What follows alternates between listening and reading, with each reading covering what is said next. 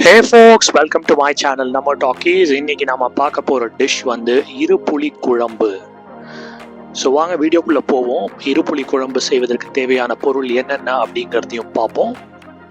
So இருப்புளி செய்வதற்கு தேவையான பொருள் அஃப்கோர்ஸ் புளி, அதுக்கப்புறமா இந்த வெஜிடபிள் பேர் வந்து சவ் சவ் பாருங்க ரைட்ல, அதுக்கப்புறமா தயிர், அதுக்கப்புறமா வந்து கிரேட்டட் கோகனட், அதுக்கப்புறமா உளுந்து, வெந்தயம், சிவப்பு மிளகா, அதை நம்ம எடுத்து வறுக்க போகிறோம். இந்த 3 ஐட்டத்தையும். இது நான் வந்து சவ் சவ், அதாவது பெங்களூர் கத்திரிக்காய்ன்னு சொல்லுவாங்க. நான் வந்து இதை வந்து பெங்களூர் கத்திரிக்காய் வச்சு செய்கிறேன். நீங்கள் வேறு டிஷ்ஷஸ், வேறு வெஜிடபிள்ஸ் வச்சு கூட செய்யலாம் அதை, சரிங்களா? சில பேர் வந்து ஒயிட் பம்கின் யூஸ் பண்ணி செய்வாங்க. ஸோ நீங்கள் அதை வச்சு கூட ட்ரை பண்ணி பாருங்கள். ஸோ ஃபஸ்ட்டு வந்து ஒரு ஸ்பூன் எண்ணெய், அதுக்கப்புறமா வந்து சிவப்பு மிளகா, ஒரு 2 ஸ்பூன் உளுந்து, அதுக்கப்புறமா ஒரு 1லேருந்து 2 ஸ்பூன் வெந்தயம், 3த்தையும் போட்டு நல்லா சாட்டே பண்ணுங்க. நம்ம வந்து இந்த கிரேட்டட் கோகனட்டோட இதை சாட்டே பண்ண பிறகு, வறுத்த பிறகு நம்ம வந்து அதை வந்து கிரைண்ட் பண்ணி ஒரு கோகனட் பேஸ்ட் செய்ய போறோம் ஃபர்ஸ்ட். ஸோ ஆஸ் யூஷுவல் பொன்னிறம் கோல்டன் ப்ரௌன் வர வரைக்கும் வெயிட் பண்ணுங்க. ஒரு கப்புள் ஆஃப் மினிட்ஸ். அதாவது வந்து உளுந்து வந்து பேல் எல்லோவா இருக்கு பாருங்க, அது வந்து ஒரு மாதிரி கோல்டன் ப்ரௌனா மாறும். அதே மாதிரி சிவப்பு மிளகா வந்து ஒரு மாதிரி கிறிஸ்பியா, ஒரு மாதிரி அப்படியே நீங்க அதை வந்து குத்தி பார்க்கலாம், அப்படியே உடையிற மாதிரி இருக்கும். ஒரு கிறிஸ்பி டெக்ஸ்சரா வந்து உங்களுக்கு வந்து அது வந்து சேஞ்ச் ஆகும்.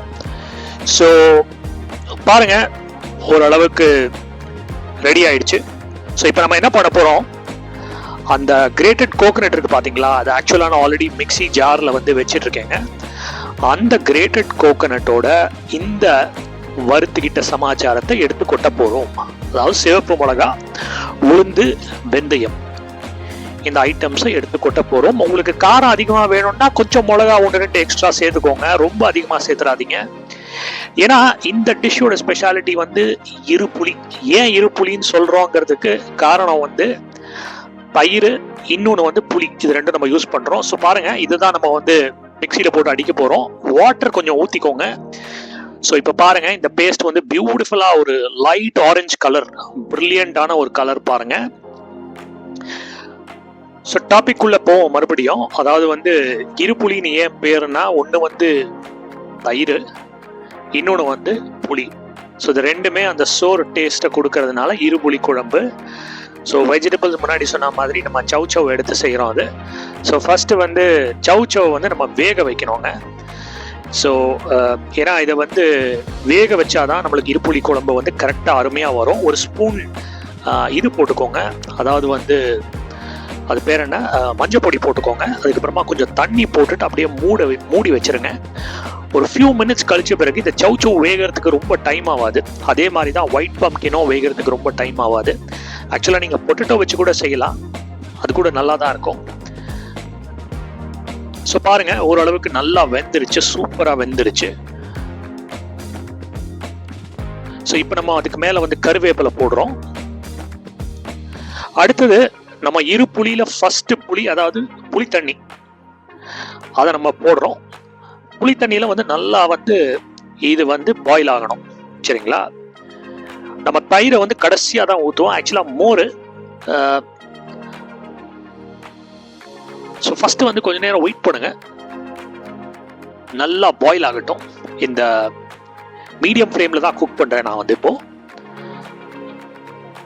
ஸோ பாருங்க நல்லா பாயில் ஆயிட்டு வருது ஆஃப்டர் ஃபியூ மினிட்ஸ். ஸோ இப்போ நம்ம அந்த ஒரு பேஸ்ட் கிரைண்ட் பண்ணி வச்சிருக்கோம் இல்லையா, ஒரு ஆரஞ்சு கலர் பேஸ்ட், அதாவது உங்க வீடியோவில் வருது பாருங்க. இந்த பேஸ்ட்டை வந்து இப்போ நீங்க இதுல ஆட் பண்ணுங்க. ஆட் பண்ணிட்டு இந்த பச்சை வாசனை வரும் ஆக்சுவலா இந்த தேங்காயிலேருந்து. ஸோ அந்த பச்சை வாசனை போனோம். ஸோ அதனால you have to continue boiling it in low to medium flame, ஆக்சுவலாக மீடியம் ஃப்ளேம். ஸோ உங்களுக்கு தேவையான அளவு தண்ணி கொஞ்சம் எக்ஸ்ட்ரா ஆட் பண்ணணும்னு நீங்கள் ஃபீல் பண்ணீங்கன்னா நீங்கள் ஆட் பண்ணலாம். இதில் ஆல்ரெடி தண்ணி இருக்கு, நீங்கள் வீடியோவில் பார்க்குறீங்க. ஸோ ஆஸ் யூஷுவல் நம்மளுடைய எல்லா வீடியோஸ்லையுமே நீங்க பார்ப்பீங்க, அதாவது அந்த மிக்ஸி ஜார்ல வந்து ரிமைன்ஸ் இருந்ததுன்னா அதை நம்ம வேஸ்ட் பண்றதே இல்லை. அதை வந்து தண்ணியோட மிக்ஸ் பண்ணி எந்த தேங்காயும் வேஸ்ட் ஆகக்கூடாதுங்கிறதுக்காக நம்ம வந்து மறுபடியும் கொஞ்சம் தண்ணி ஆட் பண்ணியிருக்கோம். அந்த மிக்ஸி ஜாரோட அதில் ஒட்டிட்டு இருக்கிற அந்த தேங்காயோட கலந்து. ஸோ பாருங்க, இன்னும் கொஞ்ச நேரம் பாயில் ஆகணும். அந்த பச்சை வாசனை போற வரைக்கும் பாயில் ஆகணும். ஸோ 2 புளியில 1 புளி நம்ம ஊற்றிட்டோம், அதாவது புளி தண்ணியை ஊற்றிட்டோம், தேங்காய் பேஸ்ட் ஊற்றிட்டோம். இது வந்து ஒரு லைட் டிஷ்ஷுங்க, ரொம்ப லைட் டிஷ். சாம்பாரை விட லைட் இது. பாருங்க, நல்லா கொதிக்க ஆரம்பிச்சிருச்சு. ஆஃப்டர் ஃபியூ மினிட்ஸ் நீங்க கொதிச்சு வரதை பார்க்கலாம். You can see those bubbles.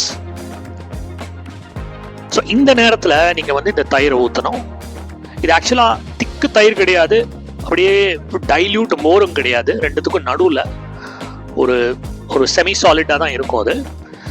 So இப்போ நீங்கள் வந்து ஃப்ளேமை வந்து லோ பண்ணிக்கணும், புரிஞ்சுதுங்களா? இன்ஃபேக்ட் நீங்கள் வந்து இதை வந்து லோவில் வைக்கணும்னு கூட அவசியம் இல்லை. ஆக்சுவலாக வந்து நீங்கள் இதை ஸ்விட்ச் ஆஃப் கூட பண்ணிடலாம். ஏன்னா இப்போ நம்ம ஊற்றினது வந்து பார்த்தீங்கன்னா வந்து தயிர். ஸோ அதனால வந்து அது ரொம்ப பாயில் ஆச்சுன்னா அது வந்து பிரியறதுக்கான வாய்ப்புகள் மிக மிக அதிகம். ஸோ 2 புளியில 2வது புளியான தயிர் அதையும் நம்ம ஊற்றியாச்சு.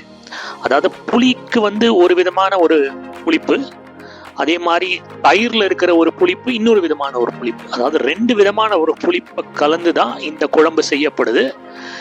ஸோ அதனால தான் இதுக்கு பேர் வந்து 2 புளி குழம்பு. ஸோ இப்போ நம்ம வந்து இதை நான் வந்து ஒரு பாத்திரத்தில் வந்து டிரான்ஸ்ஃபர் பண்ணி வச்சுக்கிறேன். அது ஏன் அப்படிங்கிறத நம்ம பார்ப்போம். ஏன்னா இப்போ தாளிச்சு கொட்ட போகிறோம். ஸோ அந்த கடாய், அதாவது இலுப்பு சட்டியில் இருக்கிறத வந்து ஃபுல்லாக வந்து ட்ரெயின் அவுட் பண்ணிடுங்க, ரிமூவ் பண்ணிவிட்டு அந்த பாத்திரத்தில் மாற்றி வச்சுருங்க. பாருங்கள், நம்மளுடைய 2 புளி குழம்பு வந்து இப்போ வந்து ரெடி ஆயிடுச்சு கிட்டத்தட்ட. இப்போ லாஸ்ட் ஸ்டேஜுக்கு வந்துட்டோம். இப்போ இந்த மினி கடாய் அதில் வந்து நம்ம ஆஸ் யூஷுவல் நம்ம வந்து 1 ஸ்பூன் எண்ணெய்,